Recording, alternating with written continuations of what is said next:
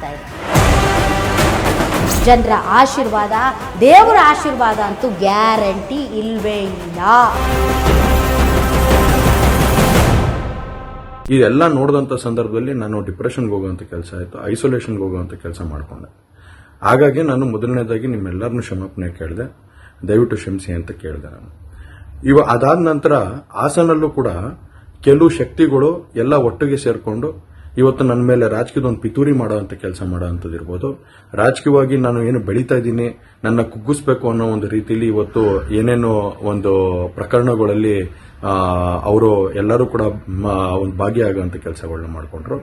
ಹಾಗಾಗಿ ಇವನ್ನೆಲ್ಲ ನೋಡಿದಂಥ ಸಂದರ್ಭದಲ್ಲಿ ಇದ್ದಿದ್ದು ಇನ್ನ ಒಂದು ಆಘಾತ ಆಗೋಂಥ ಕೆಲಸ ಆಗಿ ನಾನೇ ಒಂಚೂರು ದೂರ ಇದ್ದೆ. ಹಾಗಾಗಿ ಯಾರು ಕೂಡ ಇದ್ರ ಬಗ್ಗೆ ತಪ್ಪು ತಿಳಿಯೋದು ಬೇಡ.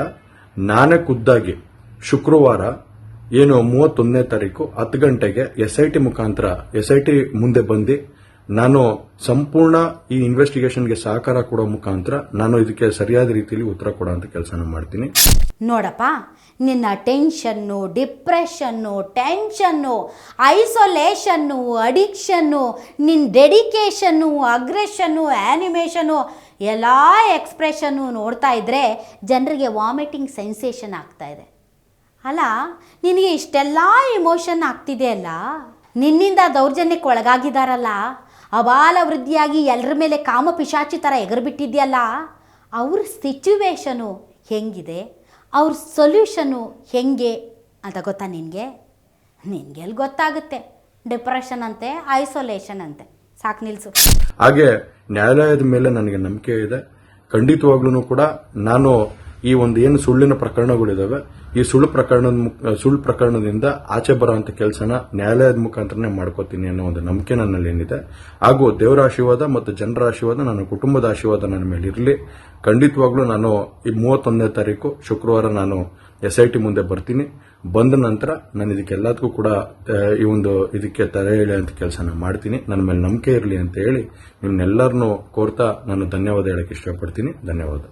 ಬಾ ಬಾ ಬಾ ಬಾ, ಕಾಯ್ತಾ ಇದೆ Karnataka. Nation wants to know ನೀನು ಹೇಗೆ ಇದಕ್ಕೆಲ್ಲ ತೆರೆ ಎಳೆಯೋ ಕೆಲಸ ಮಾಡ್ತೀಯಾ ಅಂತ. ಶುಕ್ರವಾರ, ಲಕ್ಷ್ಮೀವಾರ ಈ ರಾಜ್ಯದ ತಾಯಂದರು ನಿನಗೋಸ್ಕರ ಕಾಯ್ತಾ ಇದ್ದಾರೆ. ಬಾ, ಅದೇನು ಹೇಳ್ತೀಯಾ ಅಂತ. ಈ ದೇಶದ ಕಾನೂನಿನ ಮೇಲೆ ಗೌರವ ಇದ್ದರೆ, ನೀನು ತಪ್ಪೇ ಮಾಡಿಲ್ಲ ಅಂದರೆ ವಿದೇಶಕ್ಕೆ ಯಾಕೆ ಹಾರ್ತಾ ಇದ್ದೆ ನೀನು? ಕುಟುಂಬದ ಆಶೀರ್ವಾದ ನಿನಗಿರ್ಬಹುದೇನೋ, ಆದರೆ ಜನರ ಆಶೀರ್ವಾದ, ದೇವರ ಆಶೀರ್ವಾದ ಅಂತೂ ಗ್ಯಾರಂಟಿ ಇಲ್ವೇ ಇಲ್ಲ ಅಂತ ಹೇಳ್ತಾ ತಮ್ಮೆಲ್ಲರನ್ನ ಕೋರ್ತಾ ಧನ್ಯವಾದ ಹೇಳಕ್ಕೆ ಇಷ್ಟಪಡ್ತೀನಿ ಫ್ರೆಂಡ್ಸ್.